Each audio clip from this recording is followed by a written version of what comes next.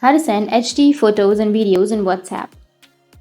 So if you want to send HD photos and videos in your WhatsApp, then first you need to open up your WhatsApp and choose a chat in which you would like to send the HD photos and videos. So I'll be choosing a chat. And once you've chosen, you just need to simply go with the camera icon, which is on the bottom, and allow, and then go with albums.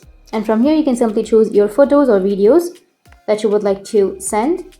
Once you've selected, now here on the upper right, you will have an option of HD. You just need to simply tap on HD, and if the image or the video that is in HD on your device, then it will be set to HD. But if you have a problem with cannot set to HD, then you just need to simply go and update your WhatsApp application. And after that, if you go and select a photo or a video, then on the upper side you will have the HD option. Just simply tap on HD, and here you will have the media quality. You can simply choose the quality from standard quality to HD quality. So choose the HD quality, and the photo has been set to the HD quality, and now you can send it.